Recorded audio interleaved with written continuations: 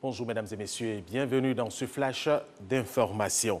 Le président de la République Alassane Ouattara a inauguré hier matin le centre de radiothérapie du CHU de Cocody, le premier du genre dans notre pays. Ce centre va permettre d'améliorer le traitement et les conditions de prise en charge sanitaire des malades de tout type de cancer.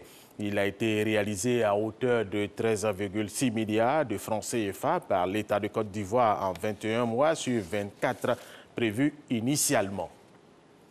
Le vice-président ivoirien Daniel Kablan-Duncan, lui, est aux États-Unis d'Amérique. Il est allé représenter le chef de l'État Alassane Ouattara, invité par Hersley, une grande compagnie chocolatière. Il a à ses côtés les ministres Jean-Claude Brou des Mines et de l'Industrie, ainsi que Mamadou Sangafoua de l'Agriculture.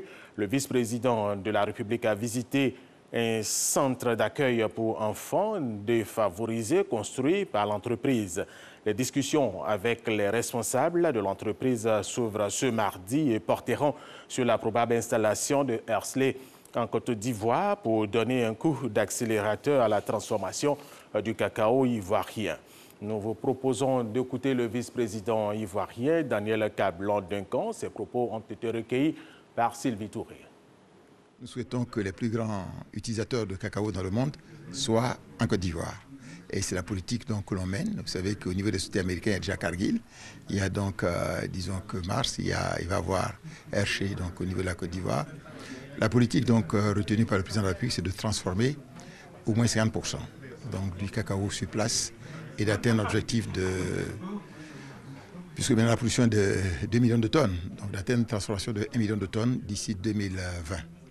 Donc c'est un enjeu très important et c'est la raison pour laquelle, avec les ministres concernés, notamment le ministre en charge de l'Industrie et des Mines, le ministre en charge de l'Agriculture, on parcourt, si je puis dire, un peu le monde pour chercher donc des gens pour faire cette transformation, à la fois en ce qui concerne le cacao, mais aussi, on le verra peut-être demain dans la discussion, les noix de cajou, parce que ce sont les deux grandes productions dans lesquelles on est le premier producteur mondial dans le monde, 2 millions de tonnes pour bien sûr le cacao, mais je crois qu'on est actuellement autour de 700 000 tonnes pour les noix de cajou avec un objectif de 1 million de tonnes en 2020.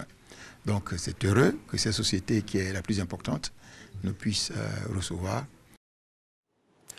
Autre information dans ce flash, le vice-président sud-africain Cyril Ramaphosa a été élu hier lundi à la tête du Congrès national africain ANC au pouvoir depuis 1994 à la place du président Jacob Zuma à 2 ans d'élections cruciales pour l'avenir du parti et du pays. Ramaphosa a obtenu 2440 voix contre 2261 voix à sa rivale Nkosazana Lamine Zuma.